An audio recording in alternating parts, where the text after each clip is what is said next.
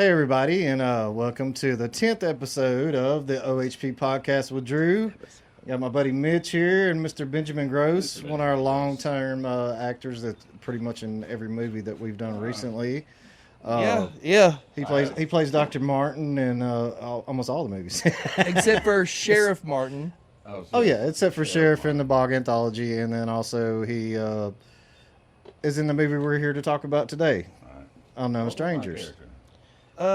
Jack Casey. Jack Casey. Okay, That's this a cool is name. this is way before I came along, so Oh, okay, yeah. Jack Casey. I got to play in Unknown Strangers, and that was the first movie we did. Yeah. Like, and How did we meet? At the Strauss Theater in Monroe, Louisiana, and you were hiding in a dark corner in the back, reading something about comic books, I thought, and it turns out we had a break. Yeah. In musical theater rehearsal, and I was really tired, and you were sitting in the back, and I was like, I need a minute. This guy seems cool. I haven't talked to him yet. And then I sat down next to you, and I was like, hey, your name's Mitch, right? And then, and you had some comic book thing on your phone, and it was a album cover or something. Yeah, wasn't it? actually, I think it was my the Avenge album. Yeah, the album, I was about doing the Avengers. that. And you're flipping through, and you're like, look at this. And I'm like, you're a real nerd. I am. And then I was like, I like you immediately. Well, see, like that was my first play that I had done since I was a child. Right. Like I was a child actor first, and so it. That's why you're so messed up. Yes. Yes. Child actors. So I hadn't done any play or stage acting since I was like 14. Yeah. So it had been a long time. And you you've know? been playing music basically since. Yes. But the thing is I heard that the play was Young Frankenstein. Yeah, the Young Frankenstein, the musical. Yeah, and written by Mel Brooks himself. Yes, and I couldn't not go you have out to do for it. that. I felt the exact same way. As Yeah. soon as I saw it, I'm like, oh my God, we're doing this. I know it's been so long since I've done it, and I didn't even it said like you got to be able to sing and dance Like, and I don't act. care. And I was like, well, I can sing, I can act. We'll figure the dance part out. Yeah, same. Boy, we had to. Oh man, it was fun. It was a blast. It was a great show for the most part. It also let me know that you can still learn new things in your 30s, like dance Yeah, choreography. it was a good time. So, as far as Unknown Strangers go, like I said, I wasn't around for that. I didn't get started with Open Heart Productions until The Rake. But as far as Unknown Strangers goes, whose idea was that, and like how did that come about? Well, as y'all know from episode 9, Obviously. that was Sharky Pinkston's whole baby. That was his thing. Because after the Rednecks for Hire show. Well, yeah. Go ahead.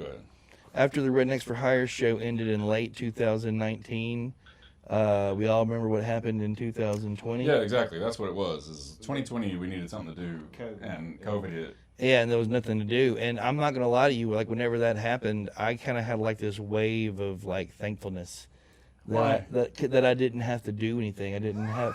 I can't go play music. I can't work on a do TV anything. show. I just have to stay home and just lay up in bed. Yeah. And I had been so used to never stopping that I needed that. So at that point in time, I used to work for, I don't want to give them a shout out, but Palm Beach Tan. And I worked under tanning beds, and I was one out of 2 people in our whole company that got to work all through COVID. Okay. You were the essential like worker. I was the essential person that had to go check on things and make sure everything was I was okay. also lucky that my job as the TV station video editor was considered essential. Yeah, Right. And I worked the 2 a.m. to 10 a.m. shift. That means you're not really around anybody to begin with, except for the anchors and the people that are running the equipment. Right.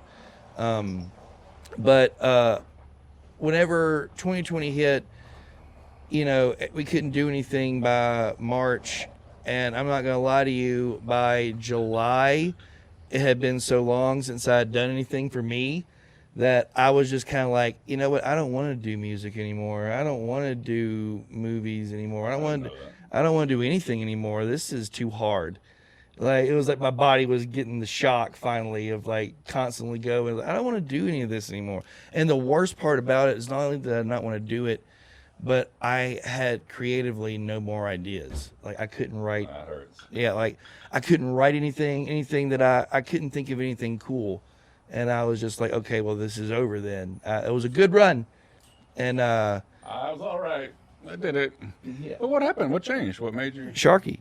Oh. He was working at the TV station with me, and he came into the editing bay because I was the editor, and he was one of the online posters that posted the stories online. So we were, Another essential worker. yeah. So we were on the same shift, relatively. I got there about 3 hours before everybody else, but relatively on the same shift. Okay. So my question is, as far as Unknown Strangers go, on that being your first thing that you worked with Mitch on besides the Strauss, Yeah.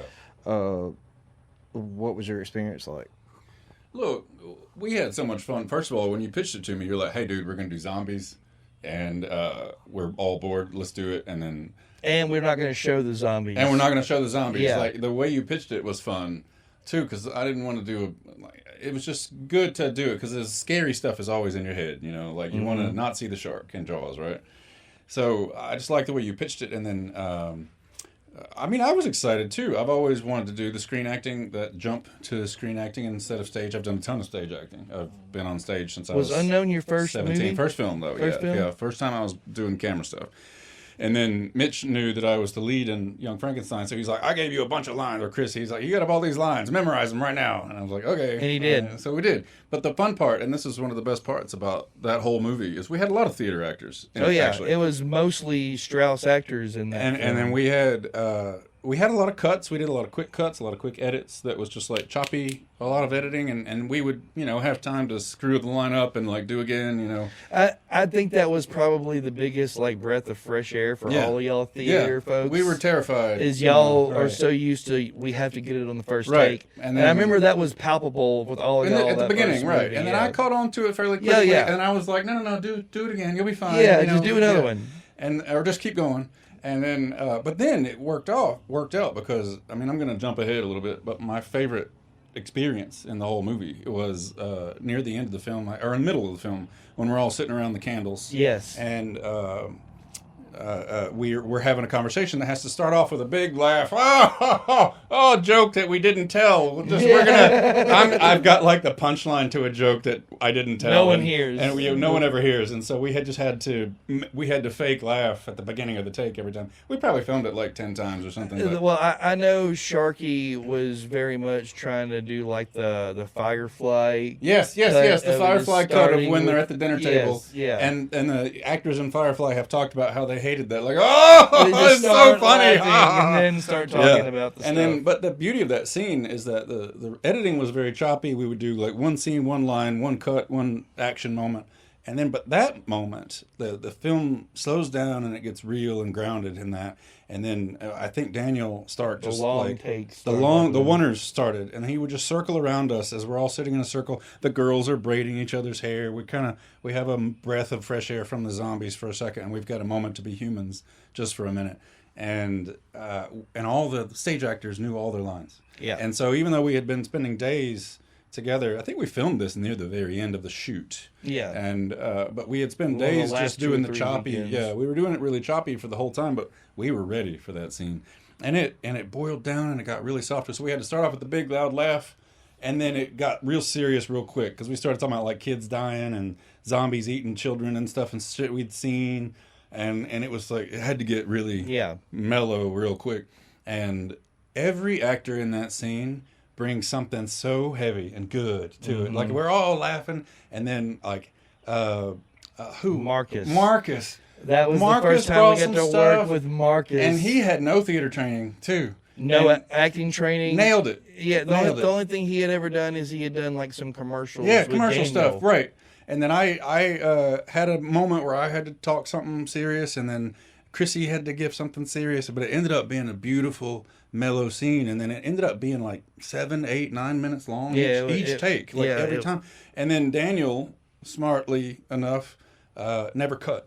And so, because the vibe was there. Right. And so he never cut, and Sharky was really bad about, if I don't say cut, don't cut. And so, and he sometimes would forget to say cut. Yeah, well, And we would just I wasn't going keep to say going. that, but yeah. So we got used to not cutting if he didn't, and so Daniel would just keep walking and keep walking. But all the actors, we were like, okay, we're doing this whole scene. Yeah, that was the thing. Here is, we go. If we finished the scene and Sharky didn't yell cut, we would just start doing the Just scene keep over going. again. Yeah. And so we did the whole scene, and it was like 7-8 minutes each take.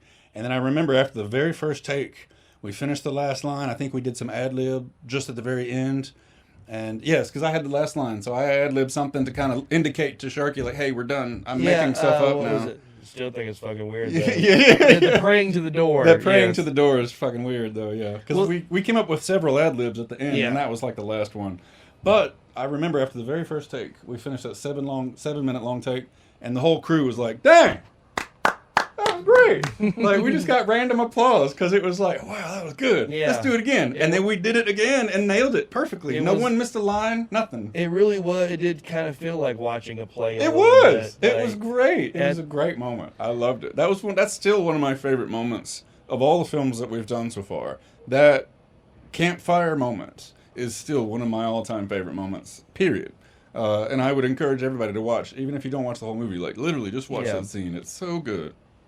So, did you ever think Yeah. then that I we got would this. make as many movies that we've done so far now since then?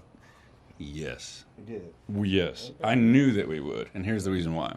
Because working with Mitch right away in Young Frankenstein and right away in Unknown Strangers, he came out like, we're doing this, I'm finishing it. It might not be great, but I'm doing it anyway. And then, like, but you said the same thing kind of about your music, too. You're like, it's not a perfect album, but I got it done. Yeah. And I've got, like, 5 albums on Spotify. Yeah. And then we immediately, that was the first conversation we had, was like, this dude's got 6 albums on Spotify that he's completed. And I know a lot of artists, and I know a lot of performers, and I know a lot of creative people, I know a lot of writers. Very, very, very few of them have completed a film, have completed a movie. A thing. A lot of people have really great ideas, but you had completed several ideas. Yes. So, to answer your question, yeah, I knew that as soon as, if I was working with him, we were going to finish a bunch of movies. And I knew that. I was in it from the beginning. Like, let's go. We're doing a bunch of stuff. Yeah. We might be good at it, we might not, but Well, we're going to do it. Because, like, really, Sharky was the director of He was. Unknown He was. Strangers. Yep. Like, I was the producer of that film, and I played the cannibal, The cannibal. the serial killer and cannibal, adapting to life in the zombie apocalypse. And that's how I pitched it to everyone Yeah. that... And it's a great concept. Yes, it But really the is. cannibal is the one who is now normal after Yes. the zombie apocalypse. Yes. Yeah. So 'Cause I got- everybody's eating each other. I had so much fun playing... Got weird, man. Yes. It was so much fun weird. It was great. Yes. Like weird in a good way that you want from your actors. You're like, dang, dude's going to another level. I really liked... My favorite scene with me and you was the ending scene. Oh yeah, the fight. Yeah, where we had to fight. I got and- to feel like Indiana Jones for a Yeah, second, you had to man. dive under the plane, and we talked, and then I had to dive through the plane to try to get you. Yeah. And then, like, we had to do the stunt with the wrench hitting you in the face and Yes. everything. Thank like, God we only had to do that once. and it was just that was so much fun Yeah, to me. that was great. And dying, I love dying. And dying. Yeah, Chrissy getting you good and everything. No spoiler alert.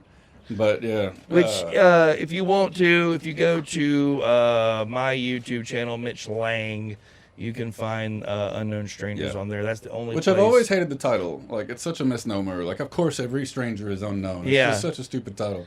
Don't let that dissuade you. Yeah, well, like I said in episode 9, whenever Sharky was the first person ever, because ever since I did Ne'er-do-Wells back in 2010, it's very rare that I am out in public for longer than 2 hours hanging out in public before somebody's coming up and pitching me an idea for a movie. Really? Yeah, ever since I did Ne'er-do-Wells, it's been that way my entire life after that. Wow. And I always tell everyone the same thing, and I mean it too. Like, listen, whatever your idea is, Yeah. go home, learn how to write a script, And finish it.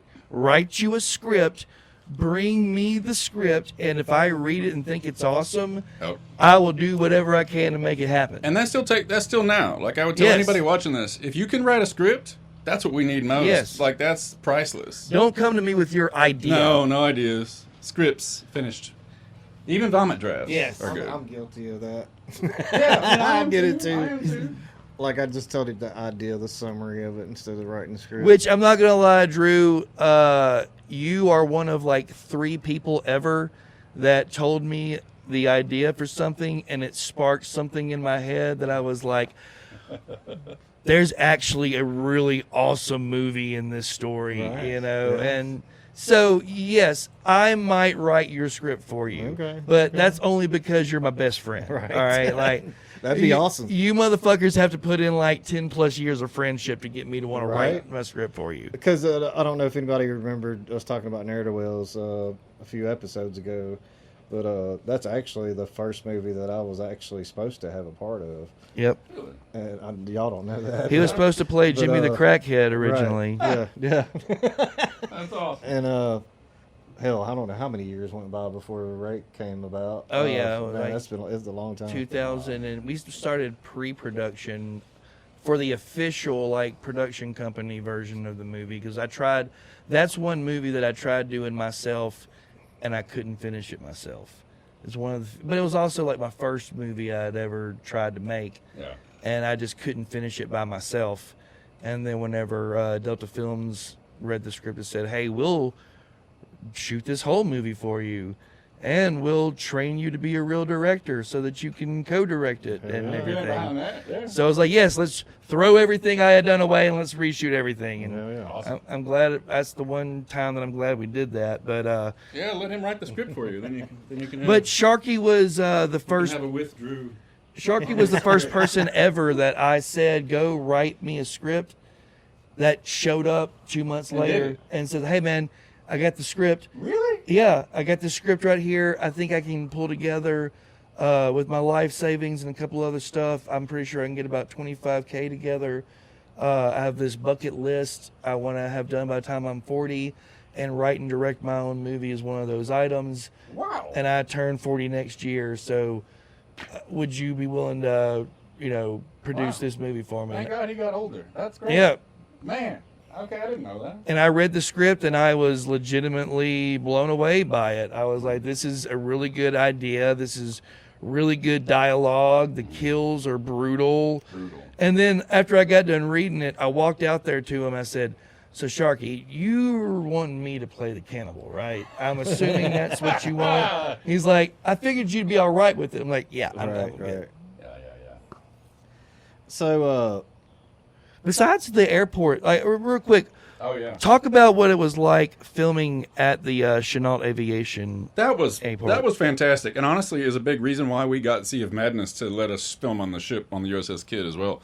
Chenault was so good to us. They let us. They were so excited to be a part of it. They had a plane under repair that we got to push in. Yeah, they're like, while- "Oh, perfect. You'll need a plane. We got one You out got there a right plane now." we're working on, and they winched it in for us on a Saturday morning, just real slow, and we had Pretended like you're and then we pushing. pushed it out, and then we prepped it. We timed it, and we knew we had to do your line. Okay, guys, as soon as you finish your lines, like run back and start over Yeah. because they can't winch the plane in again. We have to like pull it out as the group Yeah, to yeah. do it again. So we finished the whole scene, and then we ran back to our starting positions and like did it again, That's just to get right. another take.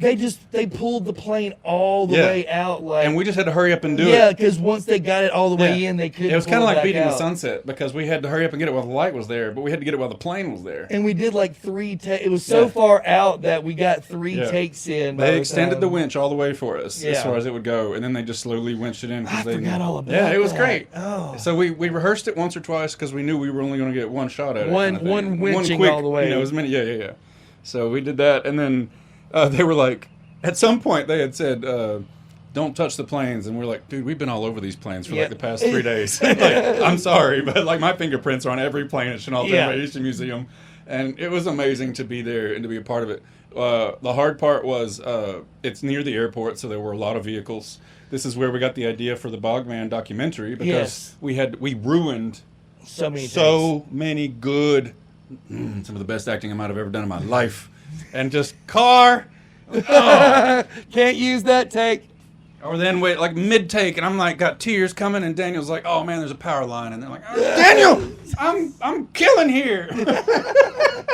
So And also, too, there'd be times where like we'd be shooting scenes, and I was looking back at the footage. Oh, you can see the lights. you can see lights. Up, you can see the boom. Yeah. Up, you can see the So the literally extension on cables. the set, while we're bitching about seeing the cables and cars and in the background, that's where the idea of Bogman was born. Yes. Like on set during between takes, we're like, we're doing a damn movie that we can see the lights and it Yeah, doesn't matter. we're gonna do a movie where there's a TV crew. Because So we that were they're- so mad that yeah. so many takes got cut because of that. And we had some really good stuff going, and we just lost it. We couldn't use it at all. And it was because a freaking 2020 Subaru would drive by or something Yeah. like that. And it just, oh. Well, it was, it was 4 weekends. It was Yeah. it was 8 weekends And in it a was row. hot. It was 8 weekends in a row, the same way we did Bogman. Yeah. And in fact, I remember halfway through after the 4th weekend, that was kind of where like me and Daniel had decided we're like, this has been really fun. Like, Yeah. like next summer or the next time around this time, y'all just want to do Let's another do this one? again.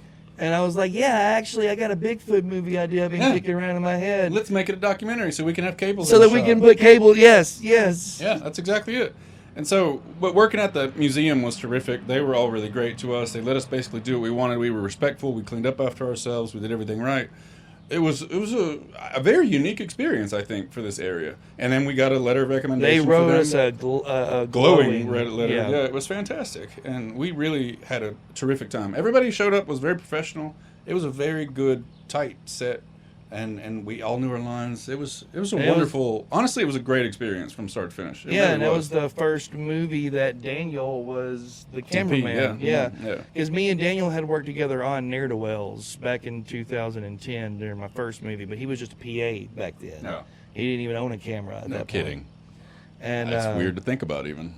So he started out like Aaron and Yeah, he all the started rest of out. Daniel started out just like everybody else, coming just to help out whatever needed to be done.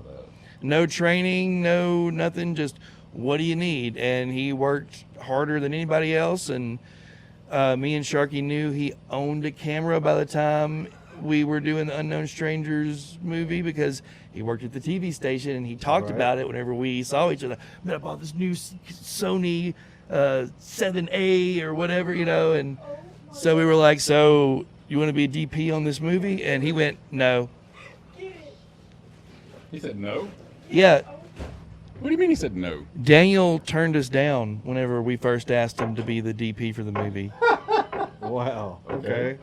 He said, man, it sounds like a really good idea, and going and filming over there at the Aviation Museum would be a whole lot of fun. Because me and Sharky worked all this stuff out. Like we just knew, like we'll get it, we'll figure it all out. So whatever we can get, however we can get it. So it's a really good idea, guys. But like, I have so much stuff happening in my life with my rent houses, my kids, my job here, my wife. I just don't have the time. And I'm like, all right, man, I get it. I mean, but I'm not saying anything other than I have all those too.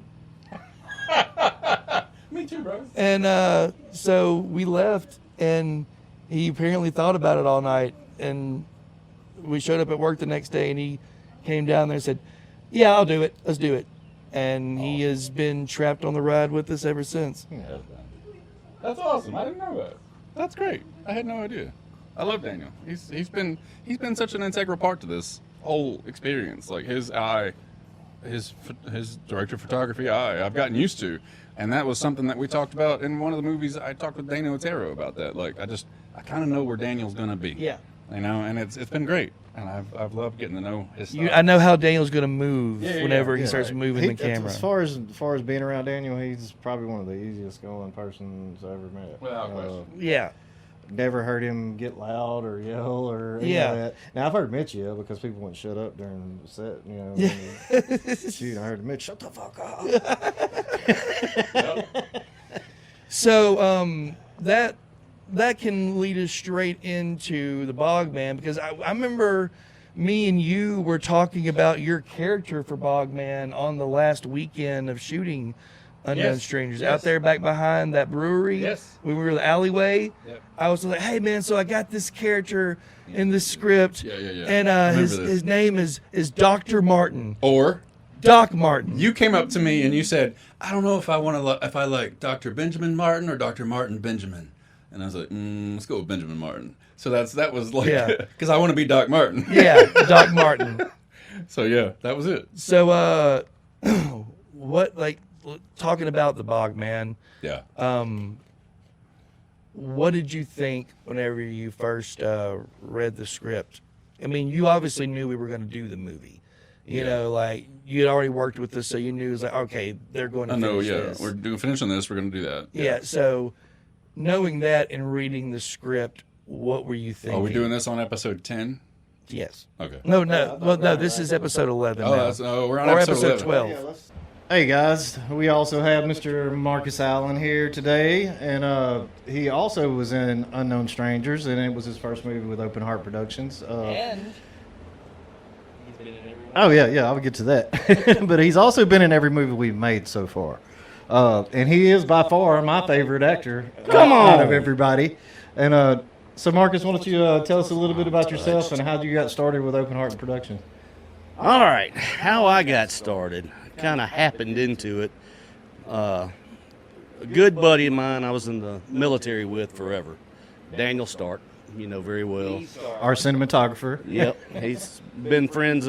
I've been a friend of his over 20 years. We actually filmed some stuff together. We were down south for Hurricane Katrina. wow. And we were in the, Really dating yourself yeah, we were in the Superdome together, and we were paired together in a Humvee after Katrina while we were policing New Orleans, and he filmed quite a bit of stuff there. If I could dig it up, that'd be pretty funny to watch, I'm sure. But and from there, he asked me to do a couple commercials with him, and then he let me know you guys were doing this Unknown Strangers movie, and asked me if I wanted to be a part of it. And I said, yeah, it's fun to me. I really enjoy So it. have you had any kind of actor experience or any training or any of that? No. Hey, you hear it? No, You hear it? Look, raw as they come, and one of the best actors I've ever met. Oh, come on. I'm touched. Well, I remember, and I don't know if you remember this or not, but whenever you auditioned for Unknown I Strangers, do remember. You actually read for the lead role Yep. of that Ben ended up Yep. playing, Jack Casey. That's the first time I ever met Ben. He and I were both at your house. I remember you had some cheese and meat plates out Yeah, for us. a charcuterie board. A charcuterie board for the forest while we waited our turn to audition. It was my very first experience with auditioning for a role. What was I guess that it like did for all you? right. I was nervous. You were nervous? I didn't know what I was getting into. Oh, Had boy. You and Chris, y'all were, y'all already had some experience, and it was a little nerve-wracking. You got to be honest. Well, I couldn't tell from your performance, if I'm being honest with you, but I do remember, like, we watched you read for the lead, Jack Casey, and as we're watching you read, I think both me and Sharky both looked at each other and thought the same thing, like, this dude should be Alan. Yeah. Yeah, something's wrong with this guy. This Yeah. guy could play a psychopath that's been talking to himself for years. So tell us a little bit about the character Alan in Unknown Strangers. It's been a few years now. I know, but, right? Yeah, Alan, he was, when the world fell and the zombies took over, he locked himself in the airport hangar, and apparently the time alone got to him. And he was talking to himself, and when strangers showed up, it was the happiest day of his life. Yeah, dude, I'm not gonna lie, man. Like, watching you film all the stuff for the Alan talking to himself scene was a thing of beauty, and then seeing how Daniel was able to cut it all together with the special effects to make it look like you were 3 different people at the same time, I was just like, dude, only Marcus could do that. Like, and how hot was it in that fucking? It was hot. Like, they had air conditioning, It was hot. but we couldn't turn it on while we were filming. Yeah, for audio purposes, Yeah, because right? you could hear it. It was Yeah. there. No, that was a fun experience. I didn't know what I was doing, and then and I remember that scene in particular. putting me in one seat to the other, and just do it again. Add a little something to it. Had no idea how that was going to turn out. How many times did you have to say that same bit of dialogue over and over and all the different setups that you It had? must have been 15, 20 times. Yeah, like you had the same bit of dialogue. It was the same 3 paragraphs, Yep. and everywhere we put you, we had you do the same 3 paragraphs. And like, even at the time, I was like, this seems excessive. But it worked. Off the same it thing. did work. It's like, okay, trust the process. Just trust it. What are some of the things that you remember the most about that shoot? What are the things that stick out to you? Just how new it all was, being involved in something like that. Like I said, I had filmed a couple, local commercials with Daniel before, but this was nothing like that. Memorizing lines and trying to figure out how that was supposed to look when I played that part. I was just faking it till I made it, man. That's all I was doing. I just tried to have fun with it. And Hey, real quick, we were all doing that. You know how many times I've done that? How many? And they've come to me like 1 to 2 days before the shoot and said, "Hey, oh, by the way, you're playing this dude." I ain't even read the script. Hey, look. You know what I mean? I'm pretty familiar with that myself. When I showed up for the rake rake investigation, you had specifically told me, "Oh, just show up and kind of do whatever." And then I get there, it's like, "You ain't read the script? What script? What are you talking about?" Damn. So he then had to take the script and go to his truck for about 15 minutes and look at it before he came out and gave us that brilliantness. right. I don't know about brilliant. Yeah, you but- guys, you just wait until you hear us talk about the Bogman and all that, because his best character is yet to come. So yeah. Mr. Mayor. I remember one of the things that impressed me the most about your performance was whenever we were doing the nighttime scene where everybody was just chilling, and you had to go from like silly, crazy to serious, talking about dead children and your dead friends. Oh yeah. And then immediately try to bring it back to brevity right after, or levity right after that. Yep. Yep. That to me, whenever I was watching those takes, editing that scene, that kind of me was like, oh, this dude's got depth. Like, he can be a character. Come on. But this dude can get it whenever he needs it. Look, I'm just having fun with it. You guys trusted me to play a part, and I just didn't want to mess it up. That's about all I could say about it. I tried to have fun with it, and Well, definitely some natural talent for sure, man. I appreciate I mean, that. literally, dude. Every time I see you get up there, I'm like, yeah, this is our star right here. This is our fucking star. Like what? No. Yeah. There's some talented people involved in all this, and I'm way down that list. Benjamin and all those other guys. I got some chops. Those are some Benjamin- talented folks. Benjamin involved. is one of the, besides from you, Benjamin is one of the most talented actors that I've ever worked with. Him and Chrissy both are Yeah, on my... Chrissy's 'cause fantastic. Chrissy did such a great job in Unknown Strangers, too. But my next question is what did you think whenever you finally did see the movie all together? And after all those 2 months of weekends and the heat and all Yeah. that, like, what was your thought whenever you watched it? I was excited to see it. I mean, obviously there were some audio issues and things like that, but it was really neat to see all of it come together. Being a small budget, and like you said, we're just kind of taking weekends when people were off work. Yep. Or taking off work. It to go really make just this felt happen. like kind of just like a weekend club. Yeah. Like it wasn't like there was no pressure. We weren't taking this too seriously. We were just trying to finish this thing, and everybody we worked with were our friends. So it just didn't seem like work, to be honest with you. No, it was fun, man. Outside of the heat in that hangar, like that sucked. But really, Yeah. besides from that, because there were air-conditioned areas that we could go to. That Yeah. office, we Yeah, could go to cool the off. office and cool off for a minute. So we weren't just, left out there to rot like we were in Bogman. You were the guys that suffered in Bog, man. I come in for my little part here and In the there. air conditioning. In the air condition. You guys did the tough stuff. I just come in and with some shtick and do my thing. Well, that's what I love about Open Heart, man, because there's so many creative aspects of everyone that come from different backgrounds. Yeah. And we bring us all together when we do what we do, and with a little bit of nothing. You Yeah. know? Yeah. And we make the Lots of shit, scraps. that we make, and people actually like it. I mean, people do. Well, you And, got guys like yourself and Right. and Richard in the back. Just the guys that just bend over backwards. Yeah.